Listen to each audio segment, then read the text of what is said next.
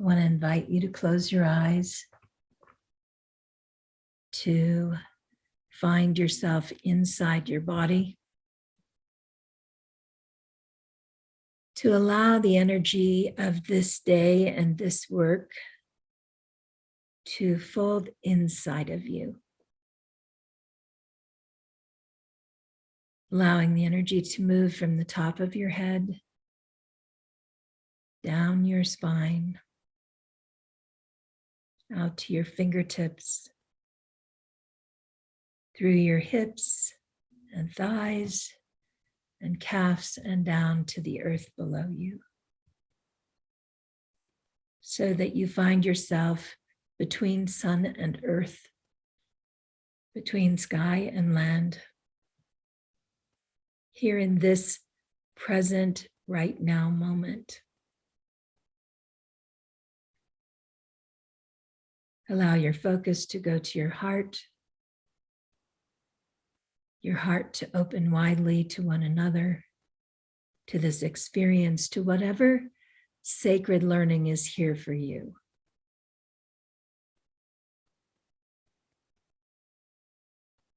And to ever so gently open your eyes. Notice the faces on the screen, connecting here to one another, and allowing your energy to expand and extend to those people who will see this video in a different time, in its recorded view, knowing that time is a human construct and that they too are part of this process and joining us energetically. I want to say good morning and begin by thanking all of you for being here. We have about 25 people enrolled in this class, all together, with those who could be here with us in person and those who were unable to join us during the day. And so we just want to welcome you in all of your places and all of your circumstances. And I want to take a minute to bring those people who are not here with us when we first started this morning into this sacred space. I want to remind you of some agreements we set yesterday. And if you're joining us for the first time, ask that you join us in these agreements. One of those is that we hold this space confidential to those people who are in this class. And what that means is it's completely okay to share your story of what you learned.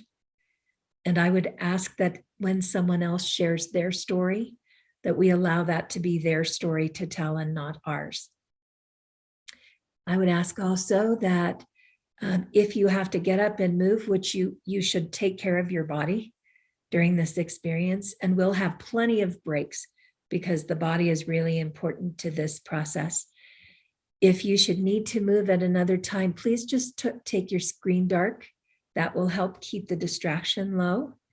And if you would also keep your mics off when you're not speaking, that would be great. We won't mute them because then you have trouble opening them up. So if you'll just monitor that, that would be wonderful. And I am delighted to have you all here.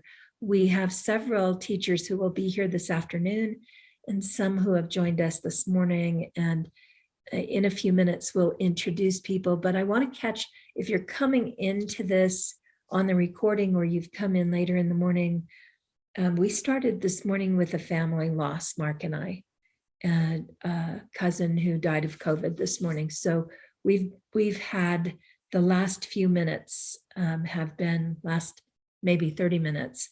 We found that out actually from someone who is in our family who had come in to join us this morning. So we found out in this group, and I've been taking calls from family and taking care of some things I had to take care of.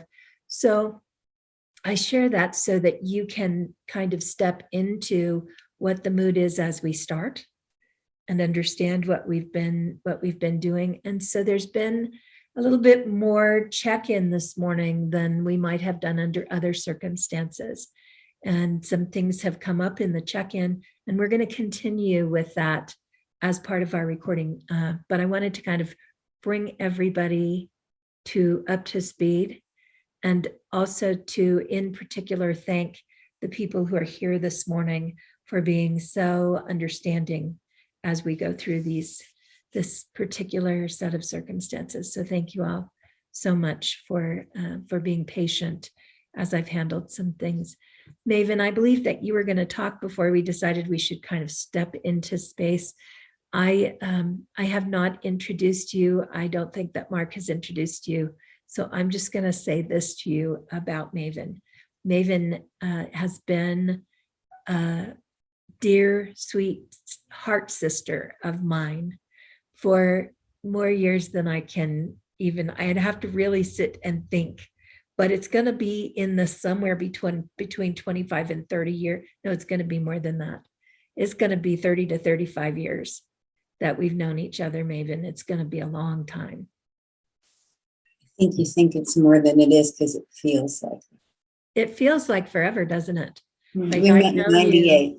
I've known you forever. And at sunset. That's right. So Maven is part of our faculty and a beloved sister. And this afternoon, you'll hear more about what she's up to. But for now, you guys were in a conversation when I came back, and I want to invite you to pick up where you left off. I think I was going to respond to Shenna. Am I saying that right? Shenna? Hello, Shenna. I think what you said touched me in a way too. I came into this world a little different than most people. And I have suffered from some of the things you mentioned. And I went through a process called neuro-linguistic programming, which is what I think you experienced in that workshop you were in, was neuro-linguistic programming. Because as a child, I have a lot of things in my past that I could never get away from. So I went to, took a few classes with this person and worked with someone who taught me, he asked me how I ordered my mind, and I order my mind. I'm a Sherlock fan, so I have a house up there. It's a palace. And I could never get out of my grandma's kitchen. It didn't matter where it was, what I was doing. If my eyes closed, I was trapped in my grandma's kitchen, and it wasn't always a pleasant place.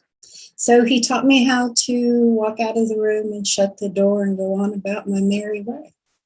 And it sounds so simple. It took a little bit of a process, but like moving your cart, Shannon, I had to learn for my own spiritual growth and goodness, or to reach what I hope to reach in this time, that it was okay to visit, but I didn't have to stay there.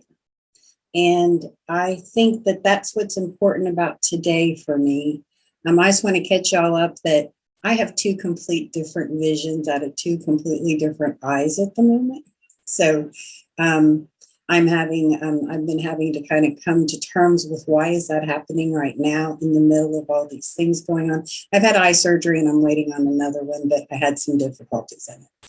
And what I found out is because it was time for me to look at the world with new eyes. The things the way they always were will no longer serve me in the future. It's time to re-envision what that means for me. So that's what I want to say. And I find that this is at the right time. I think all good things fall in line in their time. So that's where I'm at. That's what I wanted to say. Thank you so much. This is where I'd like us to start this morning, because we have been talking some about our own story. And our story comes from something. It comes from where we've been and what we've experienced. Tom Robbins says the only thing that's keeping us from getting where we want to be is the story that we keep telling ourselves. And first of all, I want to say, whenever somebody uses a word like only, I don't know how that hits you, but there's a part of me that kind of steps back and goes, that cannot be the only thing that's keeping me. But I use this quote because I want you to consider just for today, if that might not be true. If it might not be true that if we changed our story, we would change our life. So I just want you to just play in that field. And if you're finding yourself resistant, yesterday we talked about suspending your beliefs. We talked about imagining that hanging basket that's in your kitchen that you put bananas and potatoes and tomatoes in on 3 different levels, you know, those little metal hanging baskets. Yesterday, I asked you to just pretend you have that basket and you can put your own understanding in that basket for a minute.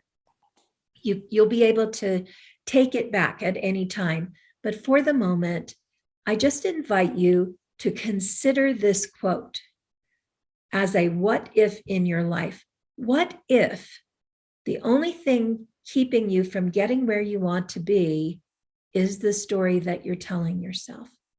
And what if you are completely and totally able to change that story? I have to move this little bar here so I can get to the button. There we go. So our stories matter. The things that we tell ourselves. We talked yesterday about Descansos, the little place on the side of the road where if someone's life is lost, they place flowers and wreaths because we're remembering what happened in that place. We have Descansos scattered across our lives, different times and places where we have put markers to remember that something happened, that there was a loss, that there was a shift, that there was a change. Each time that happened, we authored a story about what happened through the lens of our own experience and our own perspective. And that experience and perspective can be very different than someone else's. But during our time of moving through those experiences, we often take on limiting beliefs. And limiting beliefs are just thoughts and opinions that we believe to be the absolute truth. I'm going to say that again. They are thoughts and beliefs that we have taken on as the absolute truth that actually might not be. So I want to go through just a few of those kinds of beliefs that we might take on. And one of them is we might be afraid to fail. So growing up with parents who took care of us, we often experienced judgment if we failed at something, if we didn't make our bed right, if we didn't take care of our little brother, if we got a failing grade at school or a less than what was expected grade. Oftentimes it's not the failing grade, it's the B when you're an A student or the C if you're a B student that causes your parents to say you're not working up to par.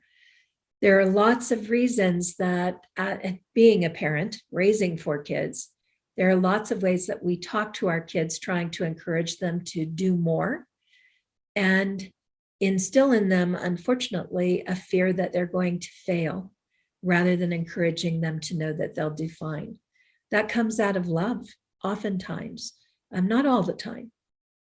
We also have the opposite fear, which is the fear that we might succeed. And oh my gosh, if we succeed, it could be bigger than us. Will we be able to handle it? Will someone say, who do you think you are? What makes you think you deserve that kind of success? So there's another kind of judgment that can come in that same way from people who are in authority positions, who we value in our lives and who we may even will have certainly at some time relied on for our very lives. The I'm not good enough, or what Shenna mentioned this morning, I'm not important enough. I'm not as important as whatever else is happening or whoever else is there. These are very common beliefs that we write stories about based on what looks to be the absolute truth of our life. Another one can be, I'm not lovable, I'm not nice, I'm not as smart as my sister, I don't have the perfect body. All of those lead into number 5, which is I'm really afraid of being rejected. And that belief, I'm afraid of being rejected, is one that will, as Maven said, keep you locked in your grandma's kitchen. It will keep you locked in a particular place. If I move outside of here, I've already experienced rejection here. If I move beyond this place, I'm going to experience nothing but more of that. Other things for that play out for us are ideas about money. Maybe you grew up hearing, rich people never get their money honestly, or poor people should be working differently and then they wouldn't be poor. Any message that you got about what it means to have money or not have money will have formed a foundation for you in terms of your own financial success, what you really believe about money and about having it or not having it. In that same place is the connection to, I don't deserve it. I don't deserve to have the right person to be in love with. I don't deserve to have the money to travel and see the world. I'm not worthy. I've never done anything that made me special enough to have that. As opposed to being taught that your very breathing makes you special. You are moving the energy of the holy with your every inhale and exhale. From the very moment you were born, you have been worthy. From the very moment you were born, you have been the living expression of the divine. But most of us were not raised with that idea. This is one that I shared with you yesterday that's true for me. My dad always said, you can have anything you want if you work hard enough for it. And so those of you who know me know that I am a committed type A, work all day and half of the night kind of person. And it's not been productive for me because I've accomplished a lot. Let me say that differently. I've accomplished a lot, pretty much most of the things that I wanted to. And there is a huge cost to that makes this belief unsustainable. So it's one that I work on consistently, and I'm continue at 60 years old to be working on, to let go of the idea that I have to work really hard to have what I want. This next one is one I really want you to just let sit in your heart. It's someone else's fault. Whatever happened is someone else's fault. So here's the thing. What happened could very well be the result of someone else's choice or decision. The story you told yourself about what it means is yours to control. And those are really important things.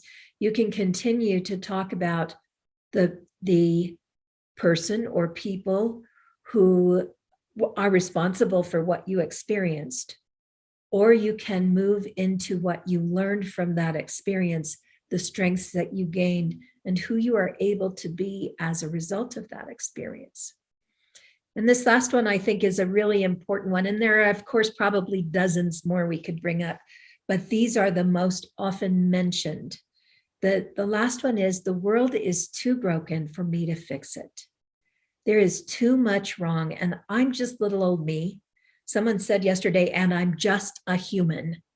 I'm just little old me, and there is not enough of me. I am not powerful enough to be able to change the world. So that story may stop you from changing a piece of the world that you're able to. So where did these ideas come from? How is it that we got these ideas? They came from incidents and interactions with all of the people who are authorities in our lives, first from our parents and our interactions with them, from our siblings who will be our next level of authority, anybody who's older than you, or even the ones that are younger than you that for some reason held judgment about who you are. Or maybe because our siblings got special treatment that we didn't get. So that helped us to take on an idea about who we are and our place in the world. Our friends, as we move into our teenage years, really, really have a huge impact on how we think about ourselves. If our friends tell us we're awkward, or gosh, you're a brainiac, whatever our friends tell us, there's a period of life where the voice of our friends is more important than anything anybody else can say. And we certainly develop the stories about who we are based on that input. And of course, the teachers we respect, who we walk into the classroom and they are supposed to know. And they tell us things about ourselves. I had in 9th grade a teacher who wrote in my yearbook that if I ever got my head out of the clouds, I could accomplish anything. And I was quite a daydreamer, and I worked really hard. I would daydream and fade off in class and go out the window and travel somewhere. And I worked really hard to learn not to daydream, which is something today I wish I could recover. But that statement, because it came from one of my favorite teachers, was really important to me. And I took it to heart. So the people we love as we grow older, our partners in life, our dearest beloveds, have an opportunity to create circumstances, say things to us, interact with us in certain ways that make us believe particular things and invite us to write stories about who we'll be and how we'll be and what is true about us. So did those stories all come from the people before? No, they didn't. The story clearly came from us. What happened with them happened. Could be their responsibility, could be the combined interaction we had. But the story that we wrote about what it means, we wrote ourselves. We agreed to it. We took on those stories. We made them our definition. So when we ask ourselves, who am I and why am I here? Currently, I am the outcome of the stories that I have created about myself. And if I were to change my story, I would change my life in a very big and dramatic way. That's why it's so important for each of us to really look at what has happened in our life, our once upon a times, and to decide what each happening in our life means about us, what that tells us about us. Here are some of the things that you might have heard that might have affected you. What's wrong with you? Are you stupid? What makes you think you deserve that? Hey, don't set your sights too high. Nobody's perfect, not even you. Nobody honest has that kind of money. Somebody's always going to be prettier than you. That's okay. Don't worry. You have brawn. You don't need brains. Life isn't fair. Life is not fair. Yeah, she's out of your league. She's not someone you should be trying to spend time with. So as we begin this practice, I'm going to send you into breakouts. And I'm going to ask you we're going to just take 15 minutes. And I want you to, yesterday I asked you to be brave in the breakouts, to understand that conversation with a couple of people can make a big difference. And so I want you to share with one another the things that you remember you were told as children and what ideas you have either still carry with you or you have overcome that you decided from what you were told.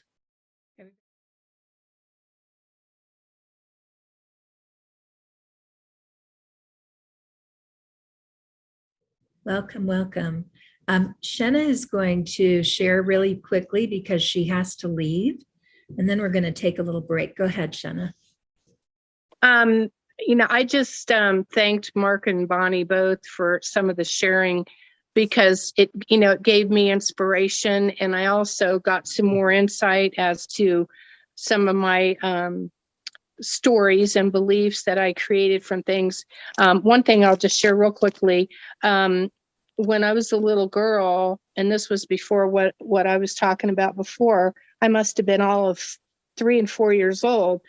Where we lived, there was the sidewalk in front of the house. I was allowed to ride my tricycle to this crack and to that crack, on either side of the house. So that was an amazing awareness of from that early age, I was given this very, very narrow, limited boundary to live within.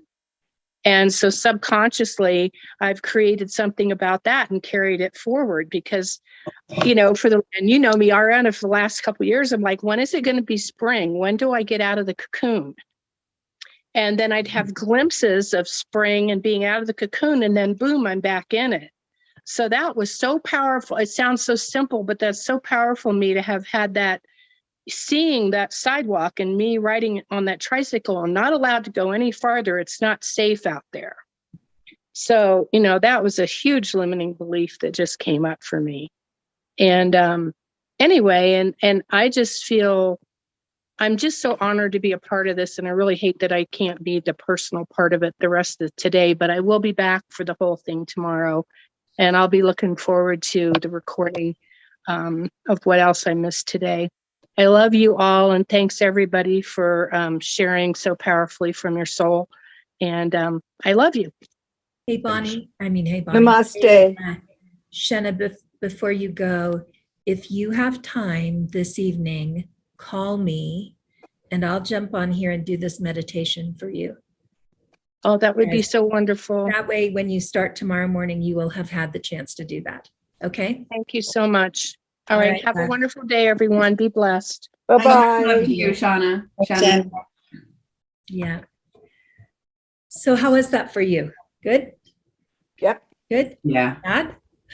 Not always fun to look at what we were told and what we decided, is it? Sometimes it's challenging, but there's huge insight into it. So we have, because the whole schedule was kind of thrown off this morning by other things, we haven't had a break. And I want to give you, I know some of you just popped in, but we talked a lot yesterday about the importance of moving your body, because these memories are kept there. Like, it's not really up here, it's in the cells of your body. So I want you to take, I want you to take 20 minutes, take a break, stretch a little bit, grab some food, and make sure you have water. And our speakers will be back here. Our panel will be back in place at noon. So if you guys will be back here, feel free to bring your food with you, whether you're speaking or not. Let's take care of our bodies while we're going through this process, okay?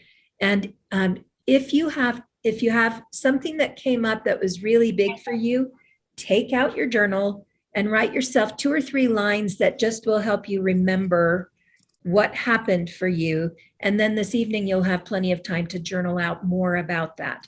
But make sure that you write it down so you don't get to the end of the day and go, I wanted to remember that thing, okay? So I'll see you guys at straight up noon o'clock.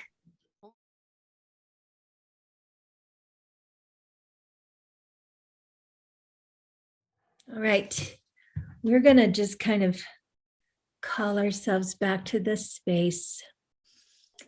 I hope it was a little rushed. I hope you brought your food with you and you didn't scarf it. If you did, I hope your tummy is good. We have had a good morning together. It did not start the way I had it anticipated, but it started in a good way. It started in a way that let us go deep really quick. I got a call just before we began this morning, letting me know that my cousin died this morning of COVID. So my first half hour here was a mixture of popping in and popping out to address family things. And that actually really allowed the conversation to very quickly and very intimately go into where each of us is today, and kind of to our subject today is limiting beliefs. What is it that we believe, or that we were told, that we have not really had a chance to, or maybe just haven't really, maybe we've had lots of chances, but that we haven't really cleared. Or maybe we haven't even looked at it. What happened to us and what were we told that shaped the stories of our lives? And so we had a little time just before break to talk about the things that somebody said to us. And I wonder if any of you thought of something that you had not thought of before, or would like to share something that was said to you that you can see you wrote a story about?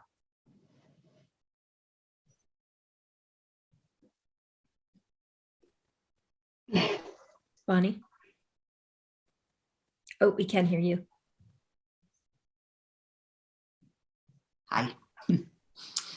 So in our small group, I remembered hearing my mother say so many times, I don't need this, I can do without it. And her mother said, I don't need this, I can do without it.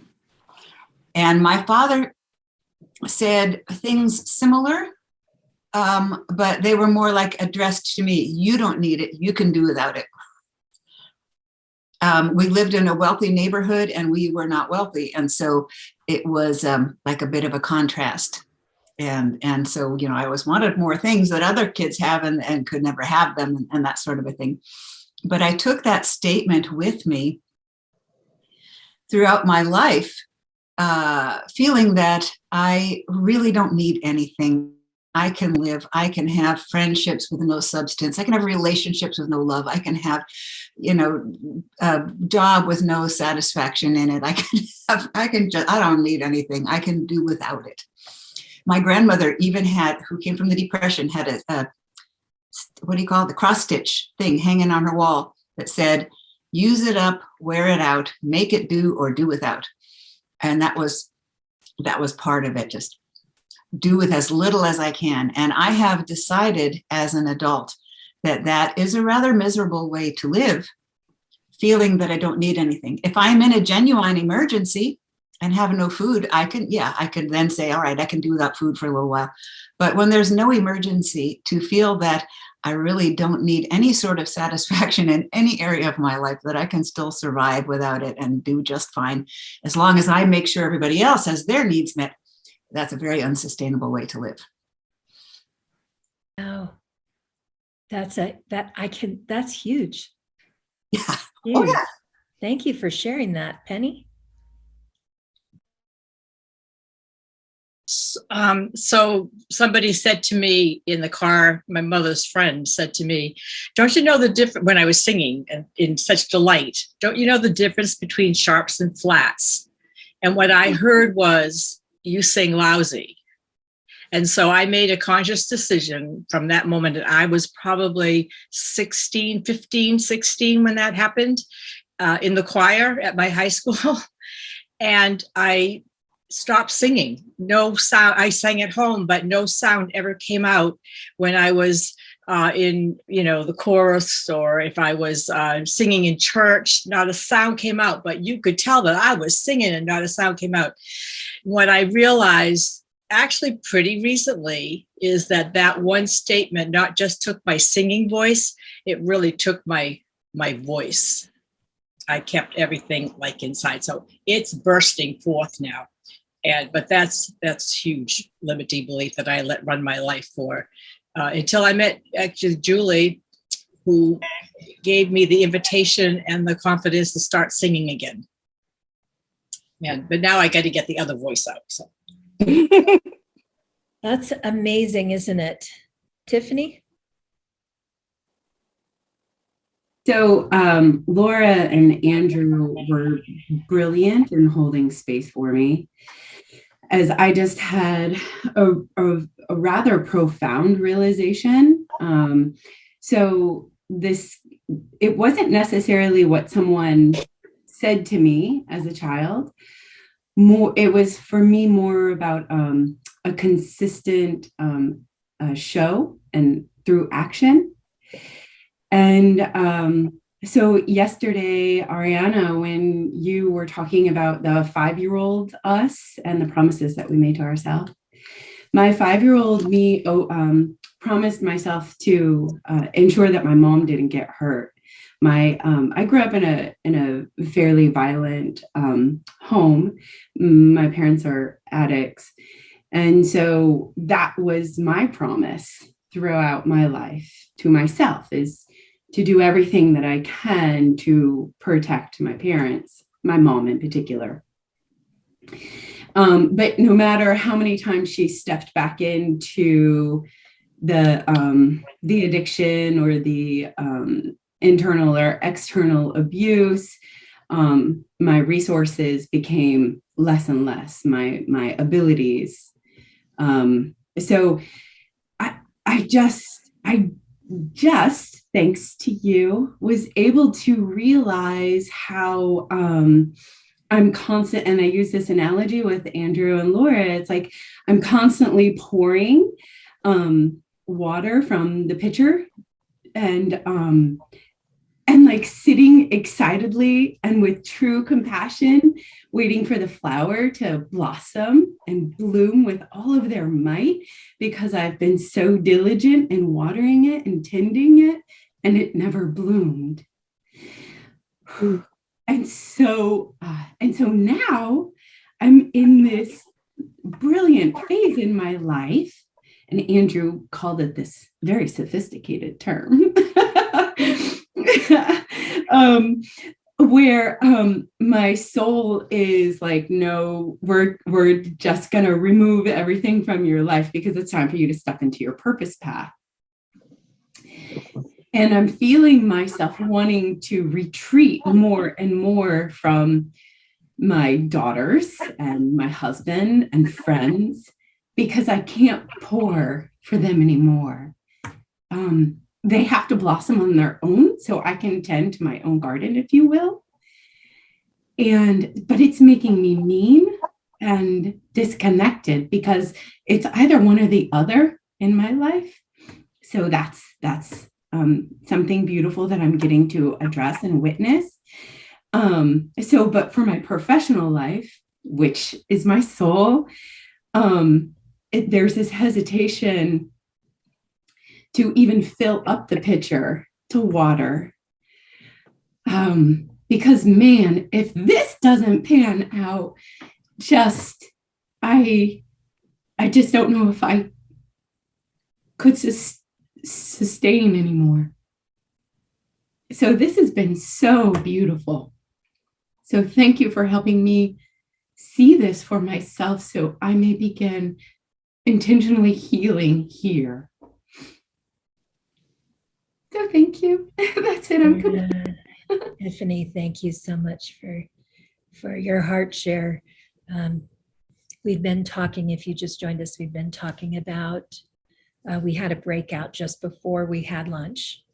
And in the breakout, we talked through things that we could remember having had said to us as children, or things that happened in our childhood that, or in any part of our life, actually, not just childhood, but things that had been said to us that we took on to mean something about us, that we actually adopted into whatever our story was about that thing, that it became who we are and what our expectation is of ourselves as a result of that. And, I want to say to the panel members that are here, we never get to do these things without doing our own work while we're here. So I love that as you are coming in, that you, some of you were here earlier and have done panel work. And I know those of you that just came in, I'm watching you nod your heads. So I know you have your own stories to share. And I think I'd like to start there. I explained earlier that we have 24 people enrolled in this class. And the majority of the class itself could not come on a Thursday and Friday because of work. So we are primarily teachers here. And even those who are here as students are teachers in their own realm. So this is really a sweet group of people gathered with really deep hearts. And we've been able to go deep into what is true for us and really share our hearts. And that, I think, is one of the most important ways that we learn. That, rather than the talking head telling us what we should think, is that we share our hearts, we share our thoughts. I want to take a minute and speak to the professionals that are gathered here who have been so kind and so willing to step into our soulful faculty. And I want to say first to all of you, thank you for having confidence in Mark and I, because we're just launching. And you all jumped in and said yes. And so I know that many people in the world will benefit from the wisdom that you have to share. What is unique about this thing that we're putting together is that it's comprised of teachers we know. That you can't just walk in and say, hey, I'm a teacher, I want to be part. These are people we know, we have personally worked with, we really personally worked with on our own growth and spiritual exploration, and people whom we respect profoundly. So when I introduce you to them, please know every single one of these people I have known in the realm of the last 20 to 30 years and have entrusted with my personal stuff. And when I tell you they're amazing, I'm not kidding. They are amazing. So on our panel today, we have Maven Eller5, who I explained to some of you earlier. Just wave, Maven, because people won't know. There you go. Maven, I have a nice wave. Maven and I have known each other for a very, very long time and danced around fires together and cried together and watched the world change dramatically around us. Maven is an amazing tarot reader, a spectacular spiritual leader who has a community of her own that has stuck with her for as long as I've known her. And I have watched her. We both had the opportunity to preside over the same organization at different times. And we are kind of interreliant now in supporting the next leaders of that organization. And so the love that flows between the two of us stretches really across a very wide swath of the world. And I'm just thrilled that you could be here. Maven, thank you. Afra Carabello is a trauma specialist, and we have a standing first Friday lunch date because we just are we're soul sisters, and we again have been there for each other through some really someday we'll tell you the stories are really fascinating. We have some really fascinating stories, but Afra's specialty, both as an educator and as a therapist, is working with people who have post-traumatic stress. She does a lot of work in the field of vets, but with people in general. And she has been of great service to me personally in dealing with things that happened in my childhood with my family. And she is my first call for somebody who's going through trauma or post-trauma. She is my first recommendation because her skill is just amazing. And you know that I love you and I'm honored to have you as my sister. And I respect you so much for the great work that you do. Yesterday, you had the opportunity to briefly see Andrew in and out because he lost the hearing on his computer and wasn't able to join us, and was kind enough to come back today. But he made this little slight, yeah, I kind of am the singer of the stars. I'm the astrologist for the group. No big deal. It's a big deal. It's not a little deal. This man is profoundly talented as an astrologer, as a historian, as an educator, and all of that stuff, as Mark so eloquently said yesterday, he pulls all of that together to really help you understand what the potential is ahead of you, and how to look at astrology through a very applicable form, as opposed to just you have this and you have that and go figure it out. We are very blessed to work with Andrew, and I'll be scheduling, my birthday's coming up, so I'll be scheduling an appointment. I know Mark just had his, and those of you who know Ryan, our young one, he and Andrew are matching brains.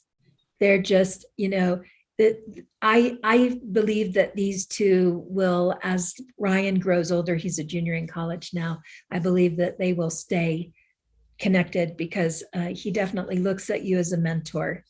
And that says a lot, doesn't it? That, when your kids get to be mentored by people that you just honor and respect so much, it's a huge gift. So we're glad to have you here. Very, very glad to have you here. Janet Farnsworth. She's yummy. Everybody who knows Janet would say Janet is yummy. Janet is embodied and alive, and her deep work in the world is to help people to set aside any idea that they have about body shame and to really embrace this form and really celebrate who they are. And it makes me tearful to think about you because you have just touched my heart so much. So thank you for that, my friend. And phew, I love you. I love you too. I just Obviously. I'm awed by the grace and the authenticity with which you are showing up and holding this space. It is transformational. Thank you. Yeah. The last person I want to introduce you to is the one that needs no introduction, because you all know, you all look in those blue eyes like I do and go, that's a cool guy. And that is what about Bonnie? Oh, I miss Bonnie. Okay, you have to wait. Going Like, back Bonnie, to you've got blue eyes. I've been looking in your blue eyes. Oh, what are you talking about? Gotcha. Oh, Miss Bonnie, I told you earlier, Bonnie is an amazing intuitive who has, I first went to Bonnie because I had some things going on in my body that I was trying to heal. And I expected something entirely different from her. And what I got was this deep historic sense that my soul is eternal and that there is no, that I am seamlessly one with the universe. And she was able to pull things from all different aspects of that that line of continuity, that and kind of bring them all right here into this present moment. She is an amazing healer, an amazing intuitive, and was a student in my ministerial program who just took what I was doing to such a profound level that when I decided to stop teaching ministry, I invited Bonnie to take over the program. And she did, ran the program for another decade afterwards. And as she said earlier, it's kind of in a resting place right now. But when I have a why is the universe doing this to me moment, Bonnie is my go-to girl. She quickly pulls me out of my pity party and reminds me that the universe is doing nothing to me, and helps me get my head on straight and then get some good advice for me. So I'm taking the time to share this because I really hope that you guys will write down each other's names. You can find each other on the Soulful page, that you will interact and connect on Facebook or wherever you are, and really take the time to take advantage of the skills that these people bring to the table. Mark, my beloved, is my partner in crime or good blessings, whatever we're up to. And all of this stuff happens because, yes, finally blue eyes, all of this stuff happens because of him, because everything that in life that I feel like I can do happens because there's somebody holding ground for me. And holding ground for me is not just being here and being my spiritual partner, but it's all the practical things in life that you hope you have a partner for. It's, grocery shopping, and Mark is a wonderful cook and makes sure that I eat and, takes care of me. And my favorite story is coming to Colorado from Texas meant snow. And I had no idea how much I would disagree with having to go out and clean the windshield on my car. So before I could drive somewhere, get the snow off my car. I very rarely have to do that because generally Mark is up and out and has cleared my car before I have to go anywhere. And that, in love language, that act of service is so endearing to me. I'm very well taken care of. Beyond being my beloved husband, he is an amazing teacher, an amazing wisdom keeper, and a person who works very, very closely with nature to bring the messages of nature back out into the world and to help people understand nature as a living source of wisdom. And so I am thrilled to have you here as well. And I'm going to introduce Beth and Tiffany, even though you're not panelists, because I am just so perfectly happy that you're here. You know, Beth, you and I know each other through the spiritual center where I served and through your sweet husband, and you bring such authenticity to everything that you do. And you have such grace in that. And we spoke a little bit this morning about the way you're caring for your parents right now. And I just want to really, honor you in the process of doing that. Having gone through some of that with my dad, I know how much it takes of your heart space, not even all of the regular stuff, but the heart space. So I just want to offer that as a way of introducing Beth to the rest of you. And my sweet, deep-hearted, lovely, amazing Tiffany, we know each other because we wrote a book together, and we are sisters in weeping. And we both tearfully express from our toes, I think, and take life to that deep place. And I am so grateful that you chose to spend this time with us. So thanks for being here.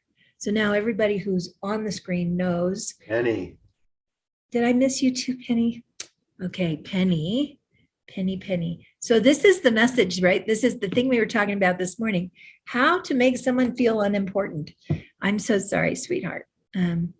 Again, 20 years, forever, I have known Penny. And I really know Penny through Julie first, through her beloved Julie. And what Penny brings to the table, besides her amazing change matrix, which you may have already gotten, and if you haven't, I'm not sure, Janet, that it got sent to you, and I'm not sure, Afra, it got sent to you, but I'm going to send it.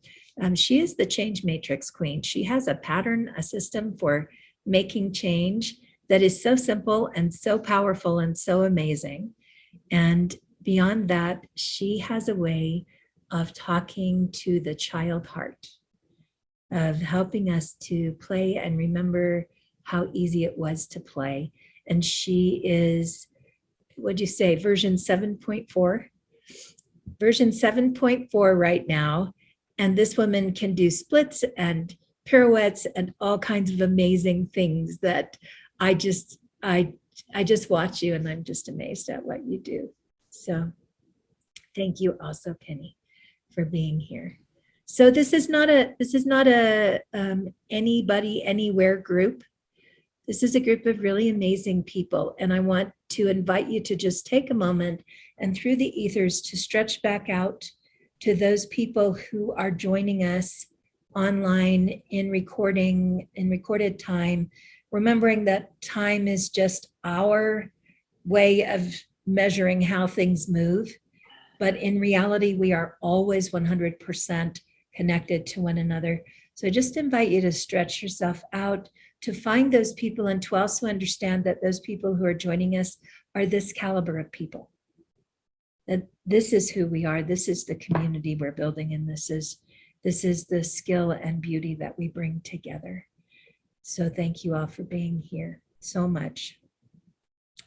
I have questions for our panel, big questions. And one of them we kind of already started. The first one is there in your life a time when you recognized a limiting belief and confronted that belief, and how did you change it?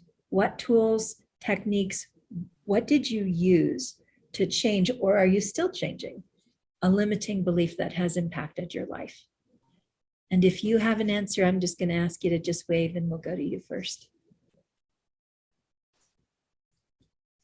Go ahead, Bonnie.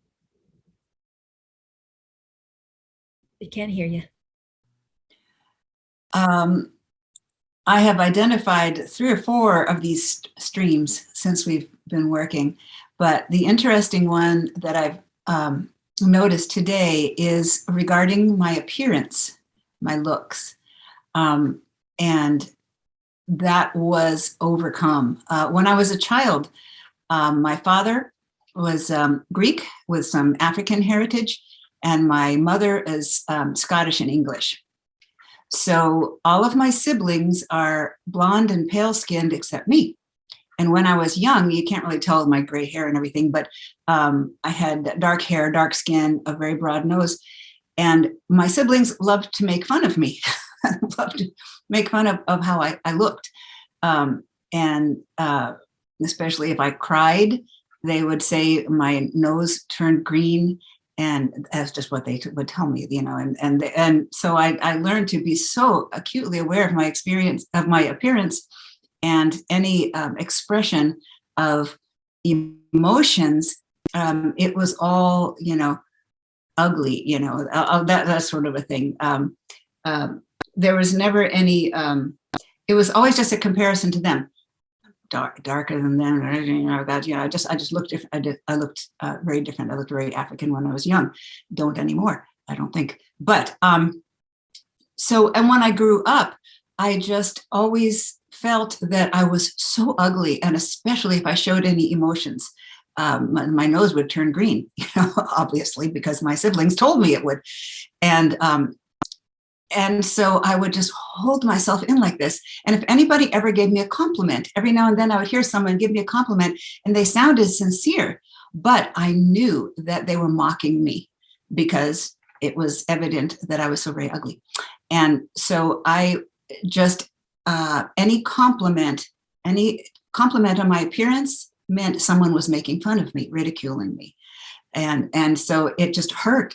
And the more people would say nice things trying to make me feel better or something, I just go, oh, stop it, you know, just stop the ridicule, this sort of a thing.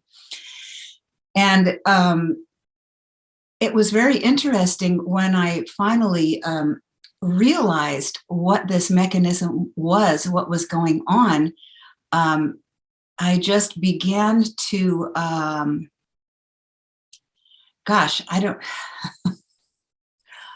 I've just sort of lost the entire thing that I was coming to about this.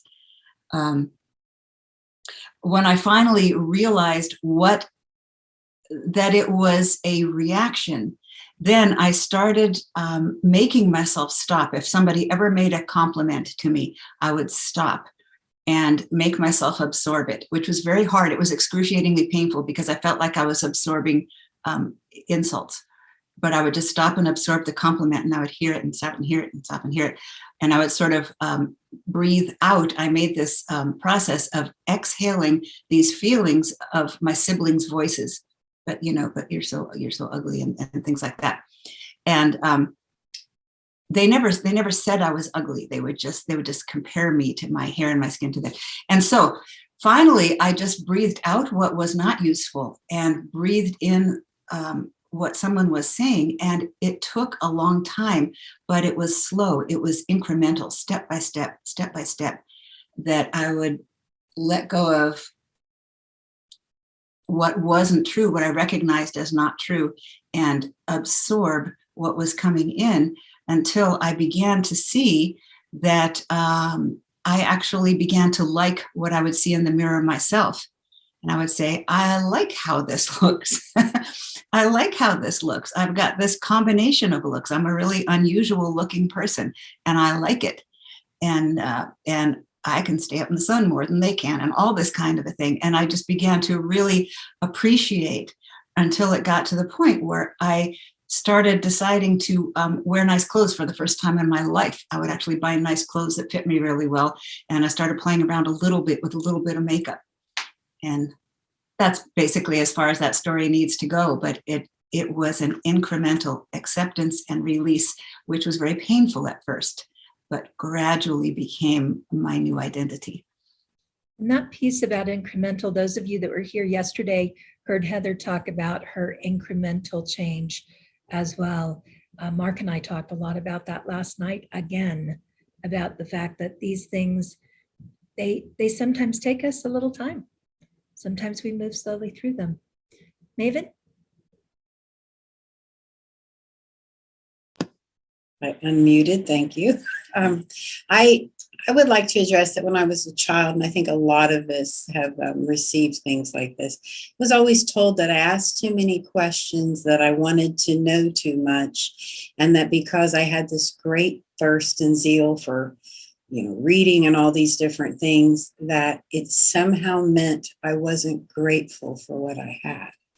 So never wanting anything more than what my family already had or what my parents had already experienced was always had this shadow cast upon it.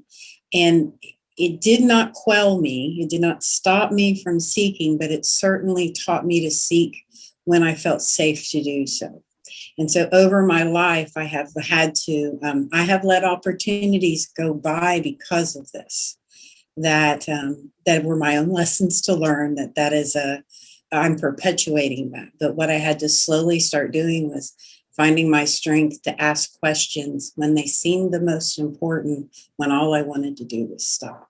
And I just think as people, as we embrace the holiest of ourselves as we grow older and try to get as close to spirit as we can, that it serves us well to take a look at these ideas and these thoughts.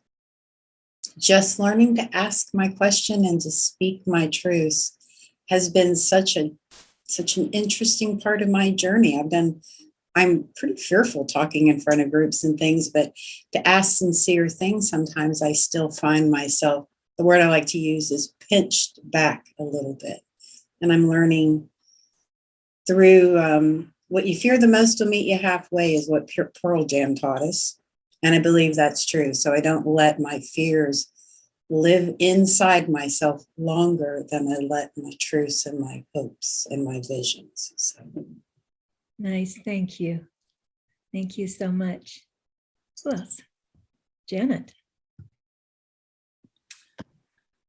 I was blonde and fair, and I hated how I looked, or I hated my body.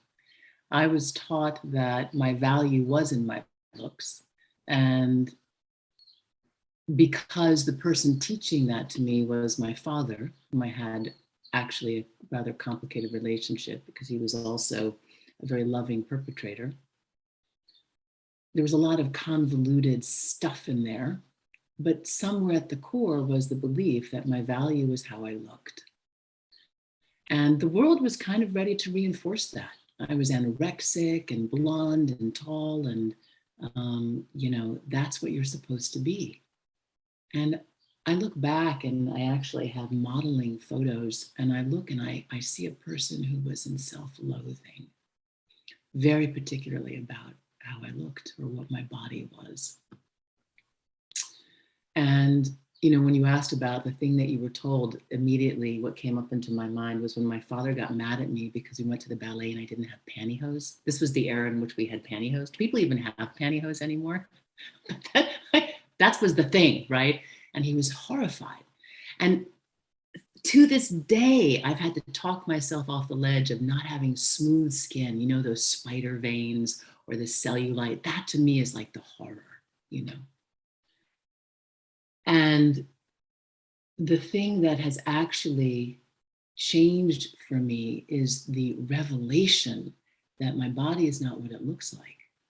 My body is what it feels. My body is the device through which I connect to my soul and myself, which is why I am on this mission to bust this idea that we are so stuck in, that our bodies are an appearance. And the way that something shifted for me was I was dancing around the fire with some of you, and I discovered that my body had sensation, and it had instinct, and it had desire, and it had feeling.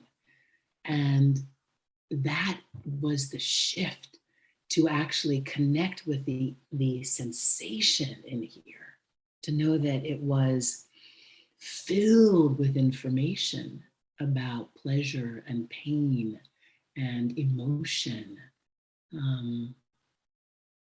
And that continues to me to be the thing that pulls me outside of the idea that my value is what I look like. it's to actually connect to the unhooking the thought, it's the thought.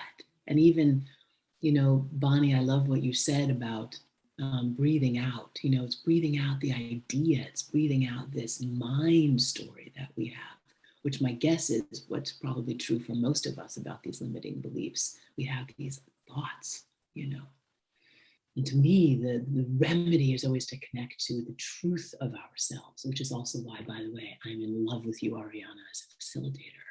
It's like, be real. And by the way, which is why you can't tell that I have blonde hair, because for me, the practice is, what does this need? And I realized I need to get sweaty and take a shower before I do this panel, rather than look the right way, is the liberation. So thanks. That's what I got. I love that you used that word. That word liberation, I think, is so powerful. Afra, I know that's a word that comes to you often as well, because you and I, at like our first Fridays, right? Liberation is certainly a word. Would you share a little bit? We have to be able to hear you though. We have to unmic. Am I sharing on liberation or limited beliefs? Where am I? You are sharing whatever you want to share, sister. All right. So I've been sitting here listening. I love the incremental changes, right? Because I'm having one in this moment. So my limiting belief was your voice doesn't matter. So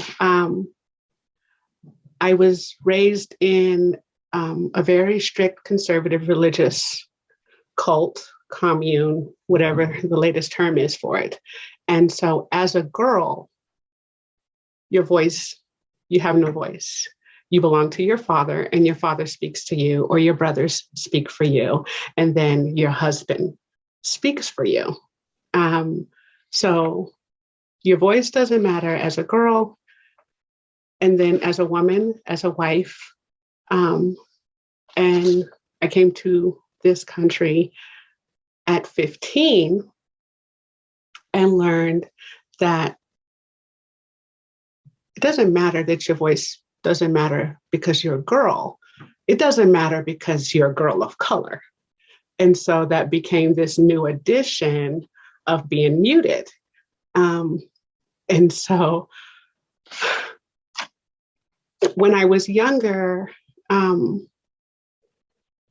way I realized that was when I saw injustice or experienced injustice, and I went to speak out about it, I was ignored. But what moved me to,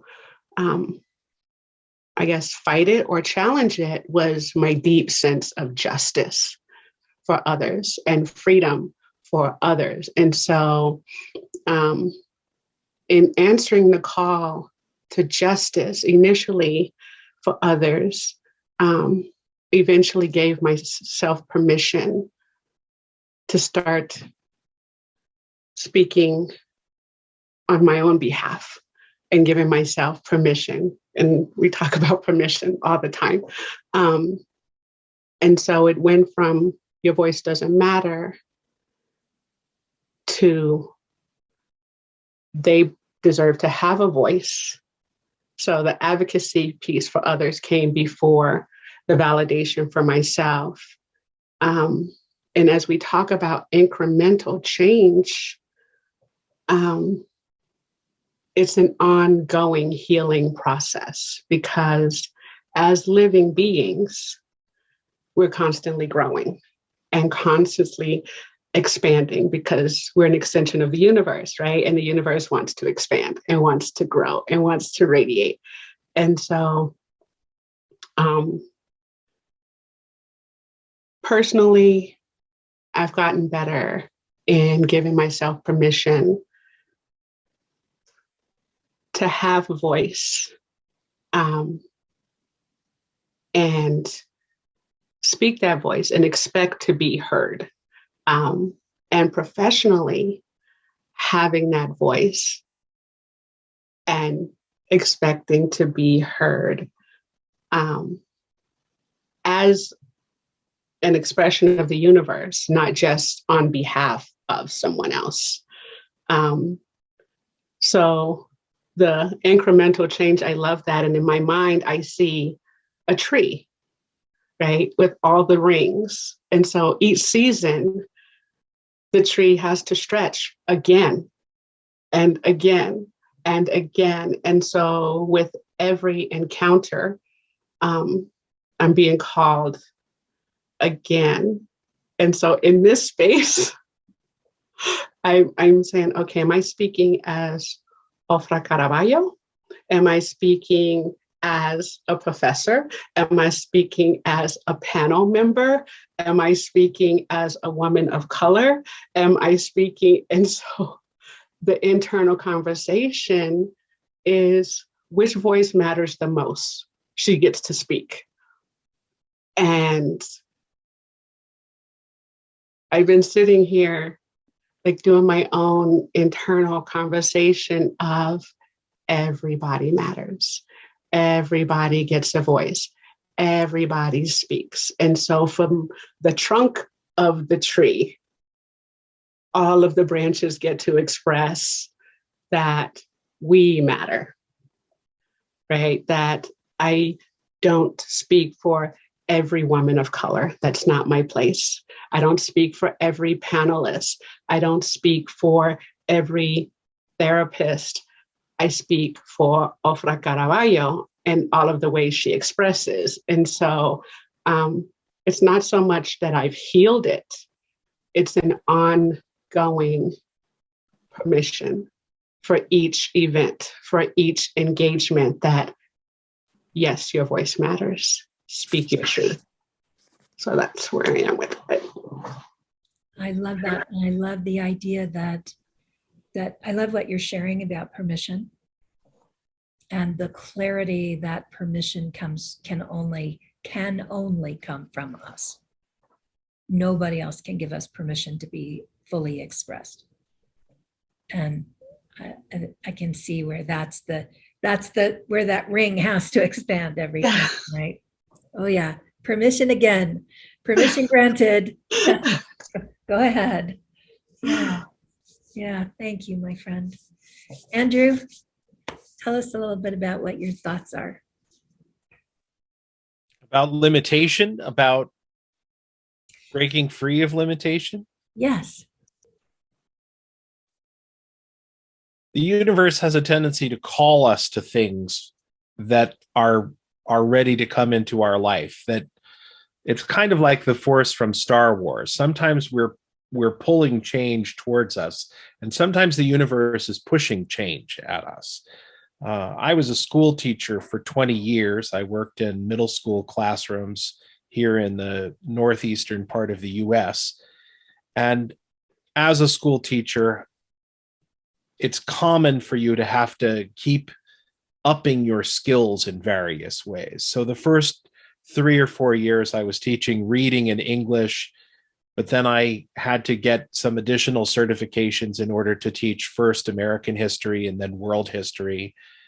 And you're always sort of aware that the person who has just graduated from college, who has a degree in American history, is much better qualified than you to come into this field and replace you in a way that costs the school a whole lot less money. So you take on after school programs and you take on before school programs. And for me, that involved learning how to be a fencing coach and taking classes on running outdoor education programs. And it got to the point where I hit 40. And I suddenly realized, wow, the students have been 12 for the last 12 years. And I'm 12 years older. And I had to reinvent myself again, but I left teaching in sort of a boarding environment for kids with various kinds of learning disabilities. And I moved to a day school. And I spent another 6 years teaching in day schools. But by that point, I'm 46 and the kids are still 12. The gap between what I could teach them as somebody who was dealing with aging parents and what they themselves were going through, learning how to be individuals against their parents. I was trying to grow closer to mine, and they were trying to break away. And the gap in our ability to understand what the other one was going through had reached a point of critical mass. And it became clear that it was time for me to leave the teaching profession and working with middle school students. So I was pulling things towards me all the time in order to grow beyond my limitations while still staying stuck within the parameter of be a middle school teacher.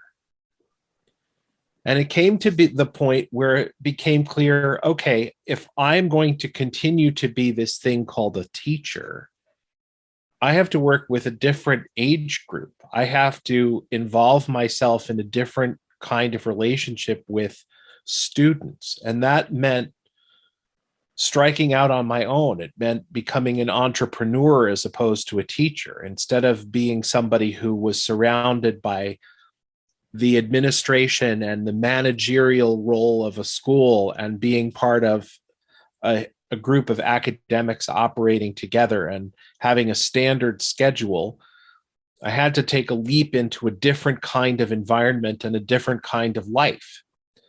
And leaving the old kind of life for the new kind of life is a 3 to 5 year process. It doesn't happen all at once. And in my case, it happened in the form of something going radically wrong in my classroom in front of a dozen kids and feeling like I was no longer safe in the classroom and it was time to leave. I didn't necessarily want to leave. Part of me was holding on for dear life in those circumstances and ready to stick it out and die of a heart attack or worse in the classroom. And the universe finally said, nope, you got to go and do something else now. And that was an important thing, that being forced out of a profession that I thought I was going to die in and that I wanted to die in allowed me to go and do a different kind of thing. There are days when I still miss the classroom, but if I hadn't left, I wouldn't have gotten to do all of the very cool things and meet people literally all over the world as an astrologer, as a different kind of teacher, and as a volunteer with 3 different kinds of organizations. And those opportunities have enabled me to be an astrologer for people in Hong Kong and Pakistan, and a business advisor to people here in the United States, and as a life coach and as an astrologer to people who are figuring out the next stage of their life. And it turns out that I love that work. I didn't expect to. I didn't even necessarily want to take it on. But it also means that I get to live in a place that I love. I get to step out the door that you can see behind me into the woods on the mountain where I live. And I couldn't have had this life if I had stayed in teaching.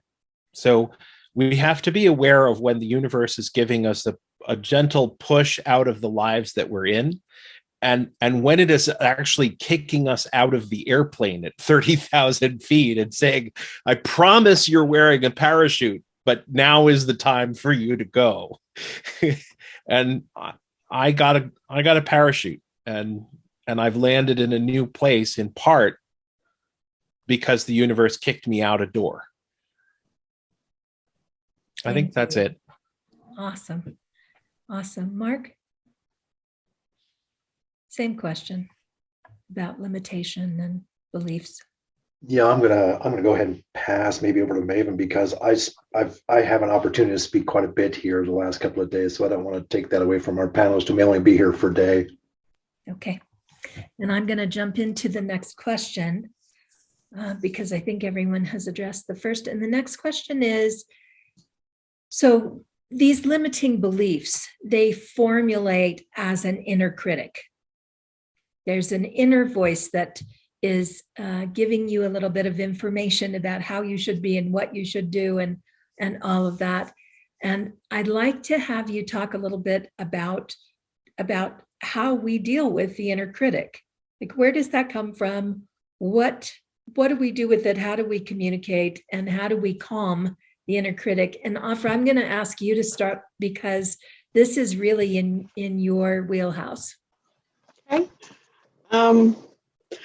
Well, as I tell myself and students, clients, but validate, validate, validate.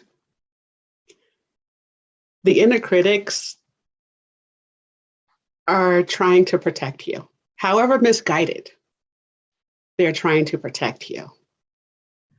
They want you to be safe. They want you to stay out of trouble. Don't do this. You're not smart enough. Stay safe. Stay where you are. And so validate, validate, validate. And when you recognize where that inner critic is coming from, is it the 5-year-old you? Don't do that. You're going to get in trouble. Or is it the teenage you? Don't do that. You're going to look stupid. You're going to lose your friends. Or is it the 20-year-old you? Don't do that. You're going to lose your boyfriend or your place or something. But the critics are there with their misguided attempts of keeping you safe. And so validate, validate, validate. Engage in conversation. I hear you. What are you protecting me from? What's the worst that could happen? So I lose this friend, but if they're really my friend, will I lose that friend? And so often we say, ignore the critics, move forward. But when that internal critic is with you, wherever you go, there it is. And so there's no ignoring yourself. There's engaging with that part. Where did you come from? What are you protecting me from? What's the worst that could happen? If it's your 5-year-old you can say, maybe that was true when I was 5, but I'm 15 now and I have more friends. Maybe that was true when I was 15, but I'm 20 now and I have more resources. Maybe that was true when I was 20, but I'm 30 now and I've succeeded at this, at this, at this, at this. And so when we actually engage with the critic, we can negotiate and we can dissolve the old error messages. We can dissolve the old warning signs because they've expired. But if we run from them or ignore them, then they still have validation. And so when we engage with the critics, we get to change their minds and they become allies. That's how I deal with it. Lovely. I love that. That sings to my spirit in a big way because that inner dialogue, right? Like how we talk to ourselves, how we actually, most of us were not taught to self-comfort. Mm-hmm. And, self-comforting is really saying to yourself, I know you're feeling okay. I know you're feeling scared, but we're really okay, right? Yeah. Yeah. So that validating is not to validate the fear, Right. but to acknowledge the inner voice. Right. Validating the cause of the fear. So we're going to work with cause versus symptom, right? So when we're engaging with the critic, that's the symptom. You're stupid, you're this, you're that. Okay, where's this coming from? So we're getting underneath the criticism to the cause, right? That if you're dumb, you're going to embarrass yourself. If you embarrass yourself, you're going to lose a friend. If you're too pretty, you're going to attract attention that you don't want and you end up in trouble. If you're too smart, you're going to attract attention to yourself and you're going to be alone and you're going to be in trouble. But that's what the engagement is about. That's looking, where's this coming from? What are you protecting me from? What is that worst case scenario? What is that fear? You're going to be alone is usually it. You're going to be alone, you're going to be in danger, you're going to be in trouble. And maybe that was true at 5. Maybe that was true at 15. And now we have this resource and this resource and this resource, and you have me. I can do this now. I have a license. I have a driver's license now. We can get away. We're not trapped in mom and dad's house anymore, right? We're not trapped at this school. We're not trapped anymore. We have options. We have resources. And so getting under the symptom of fear and anger and criticism and finding that root cause that's driving the critic. Lovely. Janet? I love that. And I would offer or add my perspective of that, which is that the limiting belief is the thought. And the remedy is the engagement, for me, not as much with the thought as with the feeling. So I'm thinking about, and I love also this incremental thing, right? So here I am, this body empowerment coach, and this last year I had a new lover, and I remember sitting on the edge of the bed because I had to pee. And I was like, that's it. He's gonna see my butt and the relationship is over. I mean, that's the thought. Right. And I was like, okay, I think I got a few tools here. So I just sat on the edge of the bed. And rather than think I'm convinced that this relationship is over if he really sees my behind, I sat with the feeling. I am terrified. I'm going to lose him. I'm ugly. The thoughts first, and then the sensation of what moves through me. And then I'm in a dialogue with how I feel and can do all of that engagement because I know I'm sitting there on the edge of the bed. The feelings are like the family that are inside. And there's that part that I just really want him to like me, you know, and then we're in that engagement with the self. And the brilliance of then my fear, which is really the thing that wants to be healed by that thought, which is, if he sees me, he's going to leave me. Like wow. Oh yeah, I can see that. And it's this toggle between fear that I'm really ugly. I really want, you know, I really, all of that. And that to me is like how we engage with the thought and then flip it. That's just my share. Yeah, I love that. I love that kind of somatic reference too, you know, because there's so much clarity that comes from not just what I'm thinking, but what I'm feeling at the same time. Yeah, right. Yeah. I mean, when I'm thinking he's going to leave me, what's actually also happening? And there's also rage in there. There's fury. There's the sensation of also control. I stay safe if you can only see the good part of me, you know? I mean, yeah, I mean, there's so much here, so much information, and staying present with oneself in presence. That to me is the ultimate liberation. And it's what, Afra, what I think I heard you say is like showing up to be present with ourselves. Ultimately, because the self in my world is the divine, right? All of that information that we normally want to say is ugly, right? No. That's information. That's the access to that infinite truth.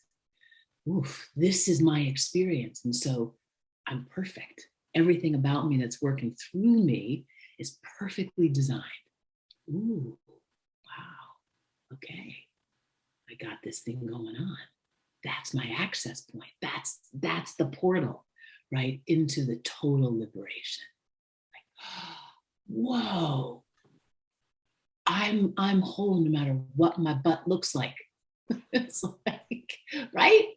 But for those of us who've got like dysmorphia stuff, that's liberation. Like that's the portal. Like, whoa, I get to like stand up and pee when I have to. It's like, and I'm worthwhile. So yeah. Yes, right, Tiffany. That permission to be free, right? Yeah. And right. And Tiffany, your comment about like honoring and witness the tree rings of growth and expansion, yet also honoring the roots, right? I love that. Because like it's like, oh, what's feeding those rings, right? It's like, oh, ooh, yeah.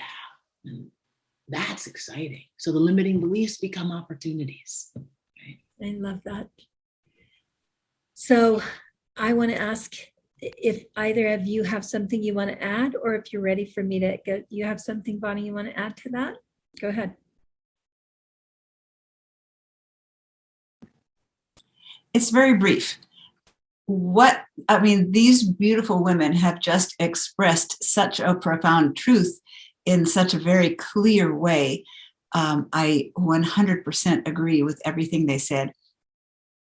In addition, there are times when I identify that my mind is going in a loop. Just the little monkey mind is bringing up the same darn thing I've heard 500 times, and I've processed through it 500 or 450 times, and I'm just so tired of hearing it.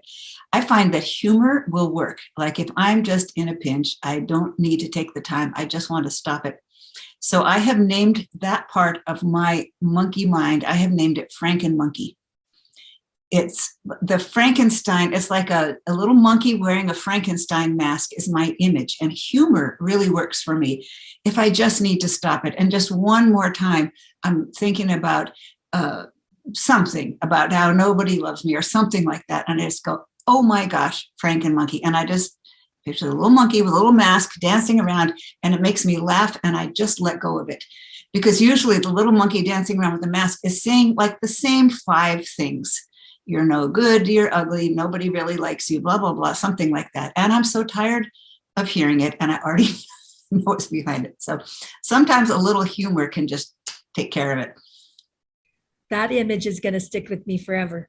And it's really, like, that's hugely powerful, because the inner voice is usually an authority voice, isn't it?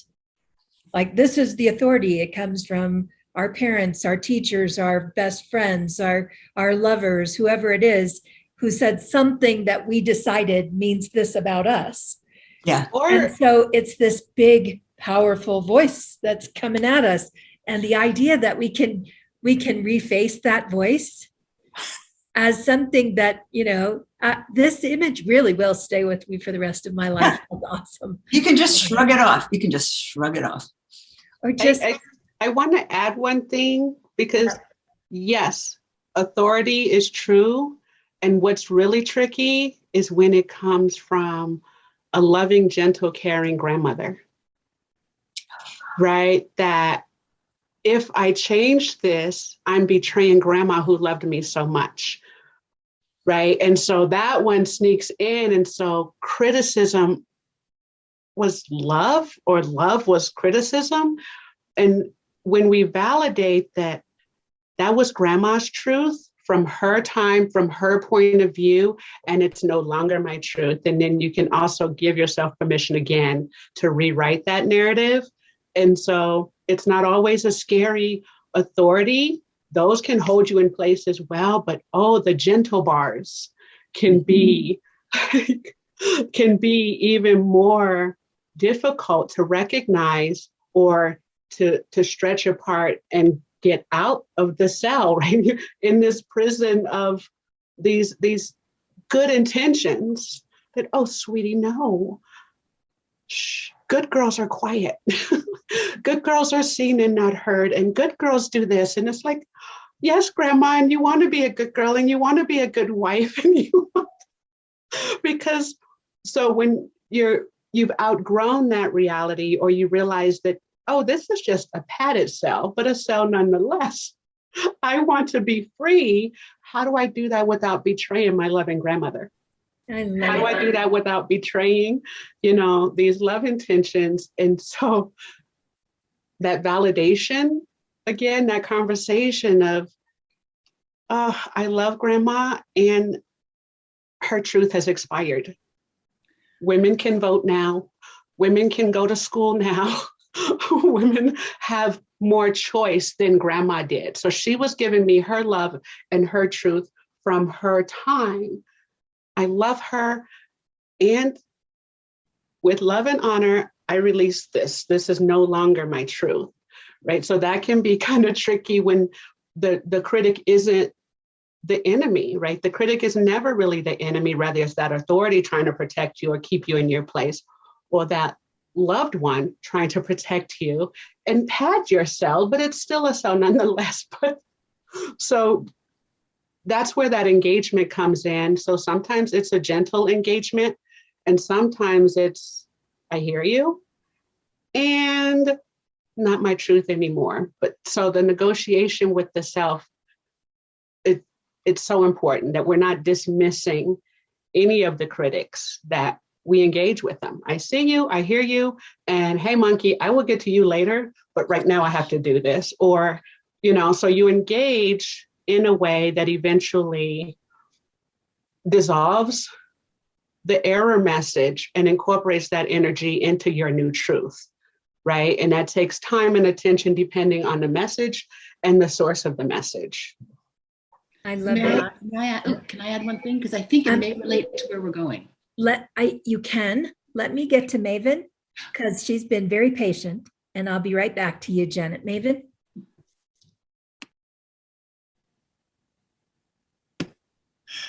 Which is Ariana's nice way of saying I speak a great deal. I think I have comments. I just want to say that one of the bigger lessons I've learned as I'm as I'm growing myself along the path with my students and my clients is that I recognize now when change comes at me that I resort to the place of fear because I don't want to change.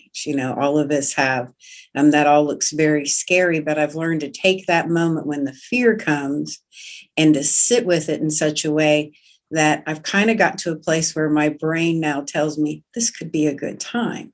I think when we learn to deal with the mechanism that changes the universe, spirit, God, however we see that, the great clockwork is my new one, that it's pulling us along ever tenderly.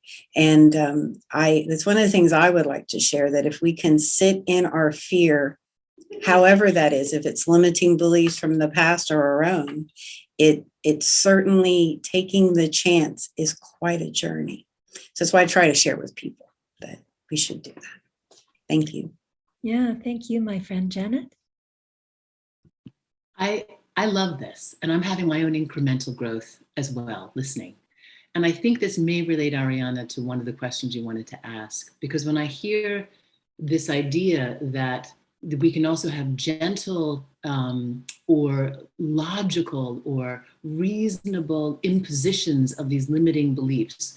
In my case, as I said, it was my father specifically who loved me and was the savior as well as the perpetrator. I mean, it's a complicated story. And so there were reasons for me to be hooked by his belief, which I then took in, as well as having the experience of, you know what? White blonde girls do get more access to things. It's actually a real thing. And so the thing that I was told was a good thing, it was a good thing. I mean, let's add that complicated factor in. And what I think is so freaking exciting about Soulful and about what's happening on the planet right now is I think that we are all being forced to actually discern what our own truths are. We cannot any longer hide in parties or groups or even communities, tribes that I thought were so clearly all self-defined, we all believe the same thing, not happening right now. And it's exciting to me that this, I think, is part of the chaos that we're in right now. This agonizing, I don't get to tell anybody anymore what's true. I don't get to make my belief your belief. And that this exquisite torture, I can't remember who said something about leaning into the difficulty of, okay, now what? Now what do we do? And this gift of the discomfort of, I don't get to trust anybody. I don't get to believe anybody. I actually have to figure out for myself what I really believe. And that is, it's, to me, it's an exquisite torture that goes really very much to exactly this topic. Like my work, my soul dharma is to help women love their bodies. You know what? The only reason that I get to do that and know that is because I spent 40 years hating it. You know, I believed one thing, and when I broke through, when I figured out what was true for me, when my divine self connected and got online, I am happier than I've ever been. I'm doing the work that I'm here to do because I confronted those limiting beliefs, right? So, I engaged them, right? And Frank and Monkey and I are good friends because I'm still learning from that. And even here, as I said, it's like, yeah, right? Like, I don't even get to have to, although it's convenient because I agree with everything everyone said. But, you know, I think as we continue to like evolve as a species and as a soul, as a collective soul, this discernment where I get to claim and own my voice and what I really believe, I think that's the transformation. Like, what do they say on the radio? I'll take myself off air. No. That is a perfect lead into what I want to ask you guys next. That is perfect, a perfect setup, Janet, which is the question I want to ask all of you is, so we're doing this work on the inside of ourselves. Much like Janet described, we're finding that, people we thought think just like us don't, and that in truth, we all think slightly differently. And we're also, Offer, you put in the chat that we're in the birth canal. We're going through something really phenomenal. Something is happening and it's global. Really, like our problems right now, the pandemic, the climate, even our political stuff, all of it is global right now. It's everybody. We are in transition, about to birth something amazing. So here's the thing I want to know from you guys. What are the messages that we get in society that just make you cringe? Like, these are the things we say, the assumptions, the common assumptions that we have and the ways that we talk about the world. What are those things for you that you hear in general society that just make you cringe? It's all good. That one. Woo. Because on a very high level, if you go up high to some angelic level or some very high level of divinity, when you get close to the source, everything is in a beautiful pattern of perfection. And you really see that all of the hurdles and injuries were part of a process of shaping you and teaching you. And it's so beautiful. But when you come all the way down to the physical level, things are not good. We have had things happen to us which are not good, and they require action. If I just said to my abuser, oh, it's all good, come on back tomorrow. That's not the way to go. So to me, the phrase "it's all good" minimizes and dismisses the actions that we need to take. Let's say an army from some country has landed in our neighborhood and is advancing, and we say, "Oh, it's all good." Well, maybe you might want to take your family out of harm's way. Actions sometimes need to be taken, and "it's all good" is very true, way in the level of creation where the creation happens. But we need to still feel the need to respond.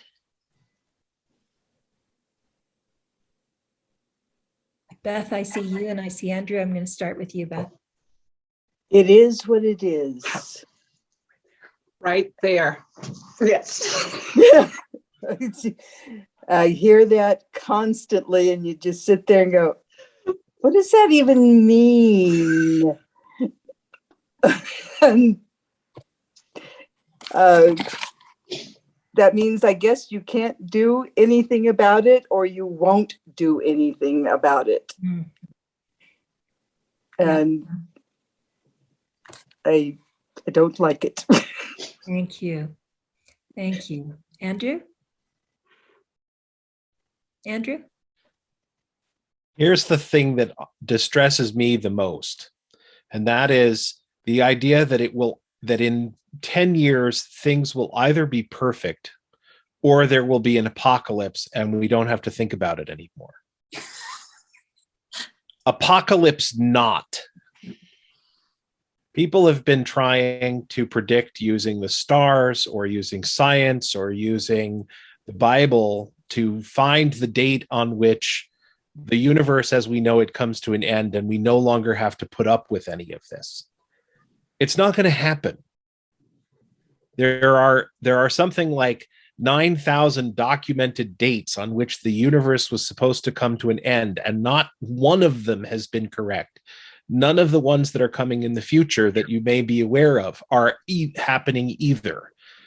What do you have to do in order to live a stable, happy, hopeful life that is useful to your neighbors and useful to the world if you know that the world isn't coming to an end?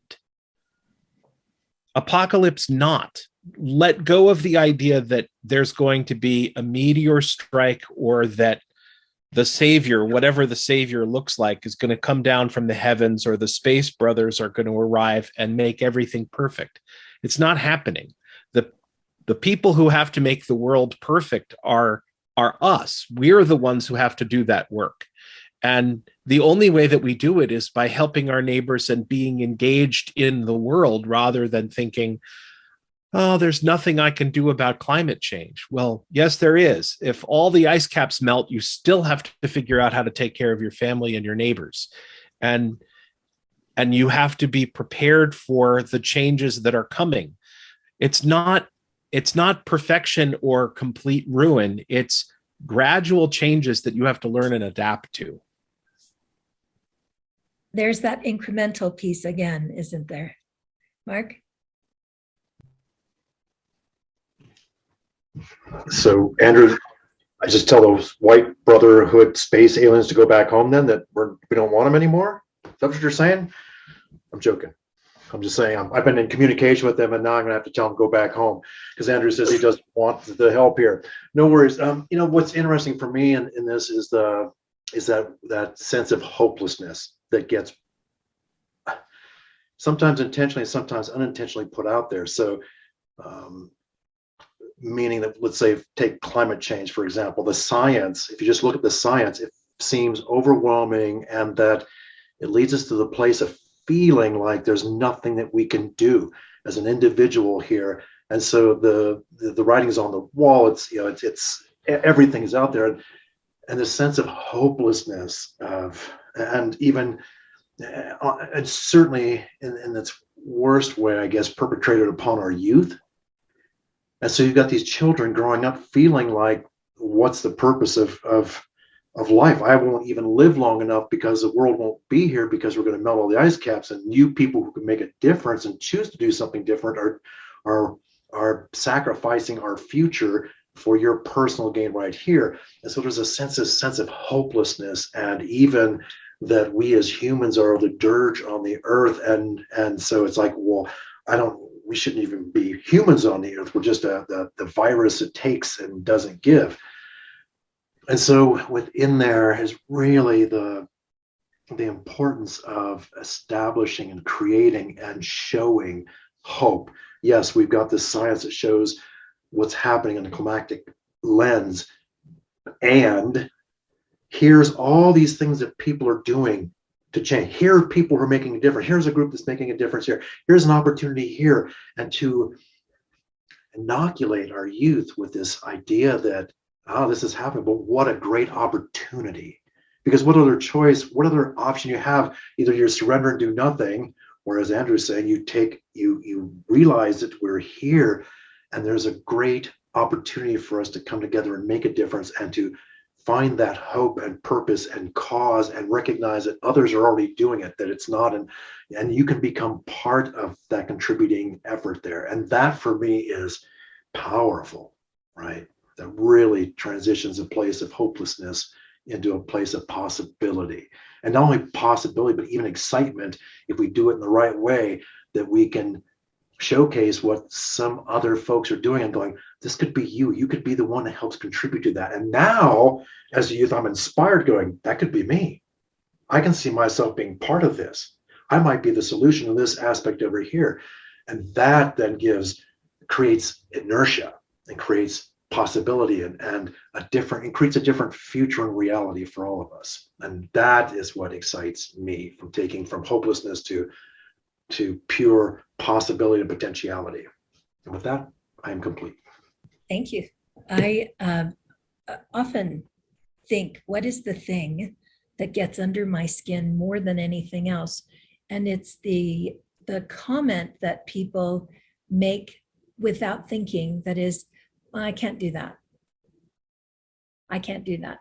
Because the I can't for me is giving up. It's just giving up. No matter what it is. Gee, I'd love to have coffee with you, but I can't. Gee, I'd love to fix climate change, but I can't. I mean, it's from the smallest to the biggest is this word that we were taught that is so completely disempowering, as opposed to, how can I? Gee, I can't get together right now. I don't have time right now, but I'd love to have coffee with you tomorrow. What time tomorrow would work for you? Gee, I probably would be challenged to solve the whole climate change piece, but how can I help? How can I, instead of I can't, would be such a big change in the way we think. And it's such a small thing. And I am as habitually and trained in using the word as any of us. It still comes up. But yes, thank you. Afra says, I can't is always a lie. I can't is always a lie. So when we hear that word in our language, when we hear in our own languaging, we hear ourselves say, I can't, to be able to replace it with, how can I? Really is hugely, for me, it's hugely empowering. It just opens up all the whole limitless possibility concept right in front of me. Bonnie, Maven, is there anything you'd like to add to this? Yes, go ahead, Maven. I would like to add that one of those terms that I've heard throughout my life is, if it doesn't matter, it won't matter in 100 years, it doesn't matter now. It's not important. And that's a very limiting belief, because I believe that cradles us in a notion of complacency, and that it diminishes the things that we value. As a young person, I do a lot of public speaking, and as a young person, we all had topics, and we were to go out in our tri-state area and speak. And I wanted to address child abuse. And so that was what I spoke on for 2 years. And people used to tell me that there was nothing I could do. But as a grown-up, as I visit my hometown or hear from people from there, I did make a change, because I didn't let that limiting belief drown out my voice or take away from me or coddle me into a false sense of complacency, again, that word. And I found that through little incremental changes, we don't know what words we say. They have such power that if we can believe, we can make change, and we should do that. And that these limiting beliefs write a future for us that aren't necessarily ours. And that's what I have. Thank you so much, Bonnie. I don't really have anything to add except an observation that we are all feeling bothered by the same thing, which is little polite societal phrases that sound so like they're easing the world for us. They're easing life for us. Well, it's okay. Well, it's all right. You don't really have to do anything. And what seems to be bothering us all is these little soothing phrases that lull us into complacency and feeling that we don't have to take action. so that it really says that behind all of our phrases is that bother us is this feeling that no, we need to act on our beliefs. We need to act. We need to make our impression in the physical ethers of this world. Thank you, Bonnie. And I would add to that. Yesterday, we talked about the difference between need to or want to or choose to or have to. And I want to invite us again into the language of choosing to, that we are choosing to act. And because we could not.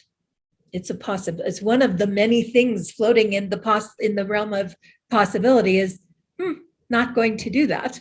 I'm choosing not to. But then there's this amazing opportunity to choose to be engaged in this present moment. I told you guys yesterday, when I first started talking to Mark about doing this event, I said, we're going to reflect. We're going to talk about what our limiting ideas are, and then we're going to go into the realm of imagination. And we talked about that a little bit. And in the end, he said, so what I'm hearing is we're going to be visited by the ghost of Christmas past, the ghost of Christmas present, and the ghost of Christmas future. And it's the perfect metaphor for this thing that we're talking about how we use our language to affect each other with beliefs, how we pass on our limiting beliefs through careless languaging rather than thoughtful languaging is so incredibly important to empowering or disempowering our ability to change the world, our ability to change ourselves, our ability, as Andrew so eloquently said, to be in service to our neighbors and our beloveds. All of that gets so impacted by what we say to one another and how trite we make very important things. So I'm so grateful to all of you on the panel for making time to be here today, and so grateful for the wisdom that you've shared here and that you will continue to share through Soulful. I know we are at that point, and I very much want to honor your time because some of you came here and squeezed us into today. What we're going to do next is we're going to take a short break, and then we're going to come back and close up with a meditation. I invite all of you to stay if you feel inclined to do so.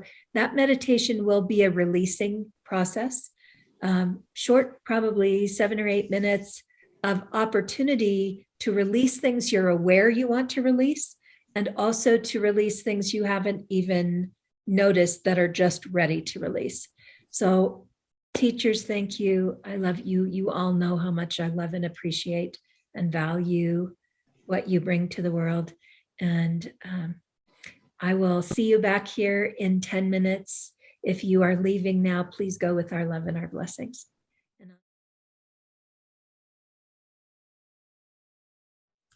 Right, we're all back. Thank you all.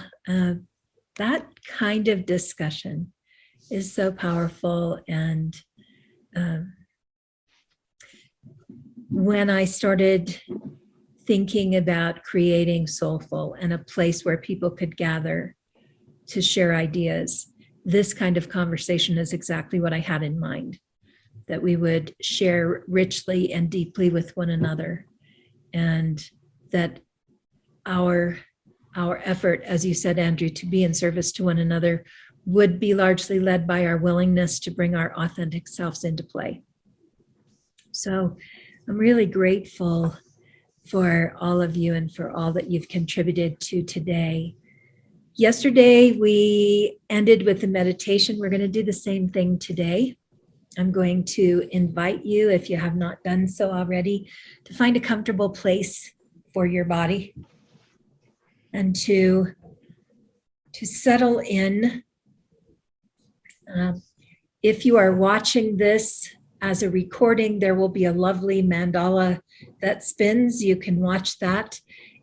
You are also invited, especially right now, to close your eyes and be in this space. And if you are here with me in the recorded space, and you want to black out your screen, you are welcome to do that, just so that you are clear that you are in space with yourself and you don't feel observed or anything like that. Totally up to you, but if you would like to do that, it's most important to me that you feel safe and in your sacred space. So I invite you to close your eyes, to relax, and just to simply breathe in and breathe out. Know that with every inhale, you are inspired by the breath of the holy. And equally know that with every exhale, you release whatever doesn't serve you. Simply breathing in and breathing out. With every breath, feel yourself settle into a deeper state of peace and ease and relaxation. Breathing in and breathing out. Following the sound of my voice and knowing that any sound you hear, including my voice, only brings you deeper into that state of restful peace. Breathing in and breathing out.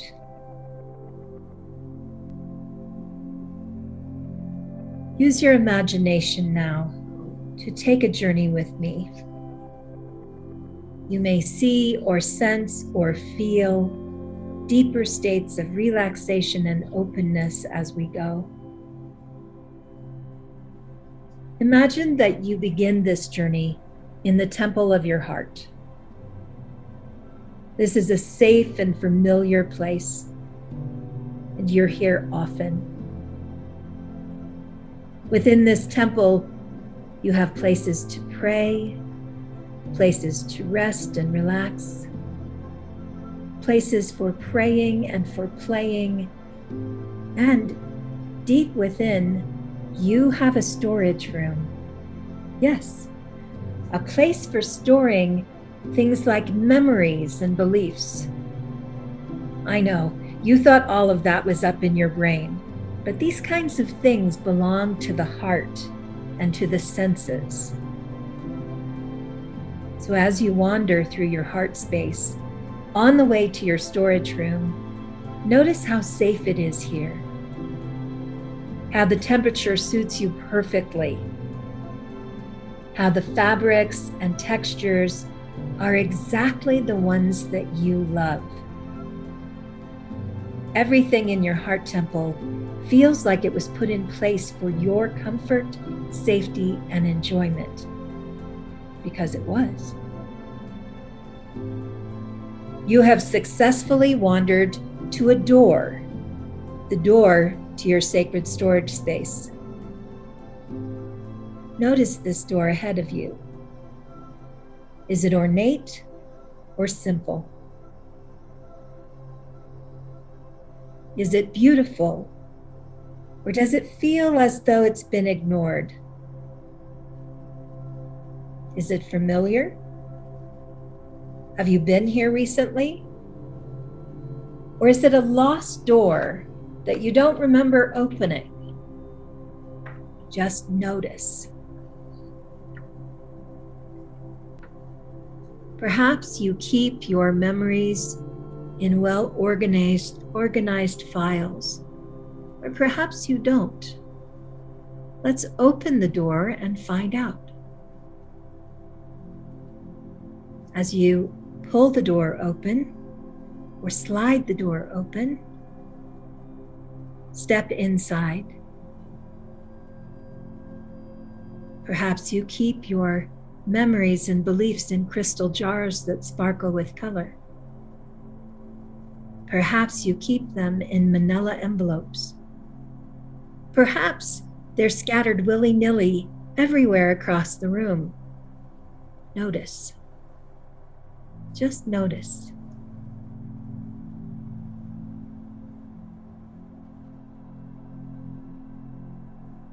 This room belongs to you, as does everything stored here.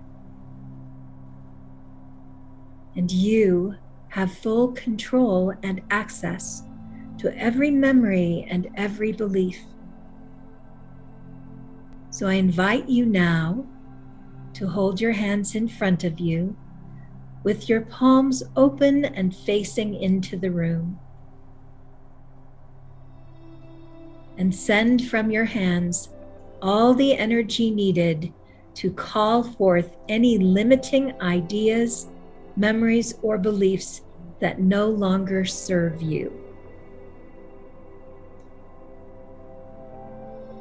Some will be familiar, others will not. No matter, just raise your hands, and as you do, raise up what no longer serves you, so that these memories and limiting beliefs float a foot or two above the memories and beliefs that you still value. And once those limiting beliefs are floating, put your hands down and take a look at what's in front of you. As these limiting ideas and beliefs float there, see which ones you can name. Here are some you might look for: insecurity, lack consciousness, self-loathing. What do you see? Self-judgment, rage, anger, helplessness. Look more closely now. You may see or sense or feel what no longer serves you. It's not necessary to name everything, just helpful to have an idea about what you're ready to release. As you look beyond those floating ideas, you'll see a guide, a guardian, an angel or totem who cares for this sacred space for you. Notice as this holy helper also raises its hands, calling forth yet another level of limiting ideas and beliefs. These are all the thoughts, comments, and beliefs that were planted in your memory and in your mind by other people, people of authority in your life, parents, teachers, lovers, and friends. These limiting beliefs are harder to name because they're based in the fear and concern of others, the hurt others carry, their own limiting beliefs which they have painted on you. Allow all of those to float with the ideas of your own doing. Now take a final look. Is there anything here you want to spend time exploring? Perhaps you want to better understand how you came to believe something. If so, reach out now and place that belief on the shelf that just appeared on your right. Take time to look and to gather anything that still has something to teach you.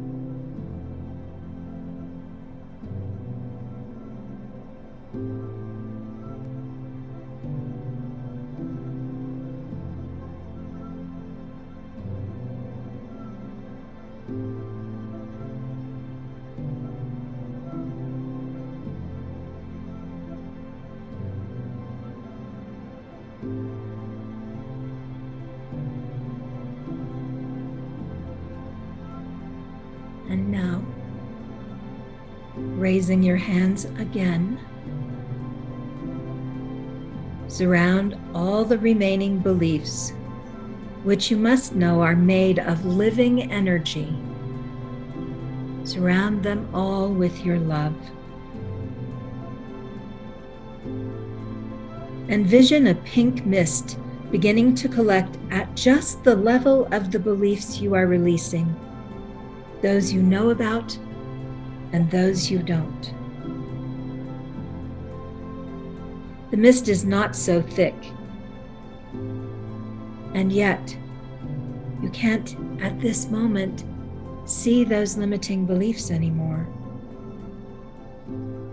As you gently raise your hands, the mist also raises, taking with it all that you have enveloped. Now sense the presence of the holy as you know it. The holy by all of its names and faces. And with one final alley-oop, toss those limiting beliefs into the care of the universe, knowing that all of this energy, this living energy, may now be transformed and used again in a way that is healing and whole-making for you and for the entirety of life.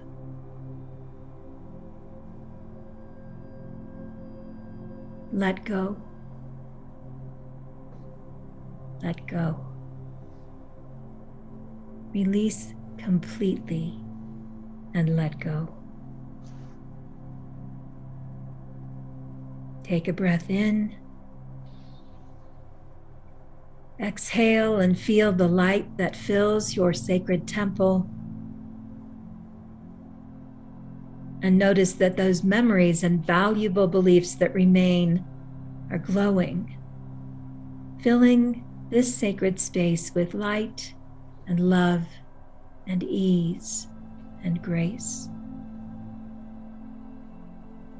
Your work is done here. Take a moment to thank the keeper of this space for helping you. Then, as you are ready, turn and exit through the door you entered. And as you exit, take a moment to glance at the door. Has it changed? Notice. Just notice.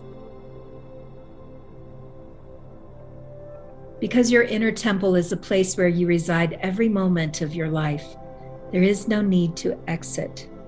Only become aware once again of the outer world. Follow your breath. Remember what you have learned here. And when you feel ready, open your eyes. Do not speak. Take a moment to write down in your journal anything you'd like to remember. You have 5 minutes, and then we'll gather together.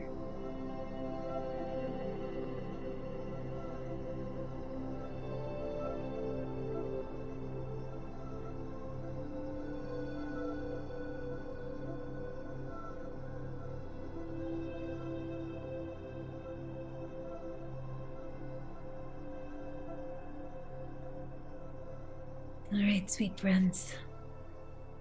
I want to remind you that this is a temple you can go to anytime. That we all have a closet we fail to clean out.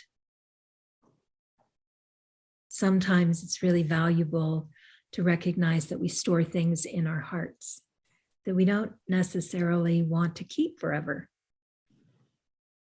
There may be things that you want to release, and you can always go to this sacred space. It belongs to you.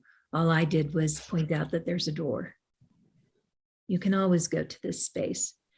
When Mark and I were studying with our Hopi teacher, he taught us about a helper in the universe called blue corn angels. And the job of the blue corn angels, according to our Hopi wisdom keeper, was to be the trash collector. So we could call on the blue corn angels if we had something in our heart that needed to be lifted, if we were cleaning up energy from something that happened for someone else and needed to dispose of it. All of that stuff that is the work of the universe that sometimes needs to be transformed. We could call on the blue corn angels and lift those things up. And they would take that energy, that living energy, because all of those beliefs, all of those ideas, all of those happenings have living energy. And they would take that living energy to the source where it would be transformed and made available for a different kind of use. It would be transformed because energy never goes away, does it? So whenever we release energy, we want to release it with the intention that it will be taken by the holy, absorbed and transformed and freed really of our limiting ideas so that it's now available energy again in the universe. So I just want to share that tool with you. I have shared the concept of the blue corn angels with many people and they've had great success in calling on them. And there's a knowing when you call, there's a knowing that what you are releasing is being cared for, that this is not just something you're casting out, but it is instead something you're offering up so that it can be transformed and used in a good way. So I offer that to all of you if it's useful for you. And I also invite you to know that we talked about incremental release, that there may still be things floating up from your storage room for a while, things that don't need to be there. So I invite you to allow your heart space to free itself of limiting ideas that you may not even really recognize have been planted in your mind or your heart, so that you might clear that space. And I am aware that there may be a person or two who has something they'd like to share before we close for the day. So I just want to invite you, if you have something you'd like to share, to take this moment to do so.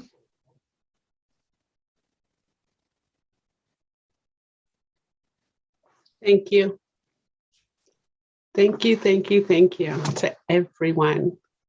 Your love, your wisdom, your grace, your courage, your permission.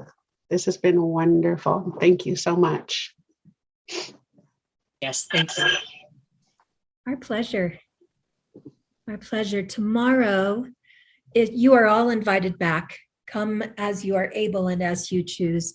We'll gather again at 10 o'clock. Tomorrow, our work is to rediscover and reconnect to the imagination. And we have a way of writing a story about the imagination as well. And to open to the world of infinite possibility means to open fully the imagination. So we'll be doing that work tomorrow. We'll be here. This same link that you'll get another link in the email, but it's the same exact link. So you can use any of the email you have to come back to this same room. And I look forward to seeing you all tomorrow. And I hope your evening is restful and peaceful and lovely. And be gentle with yourselves. You just did big work. Okay. Bye, guys. Bless you all. Blessings on all of us.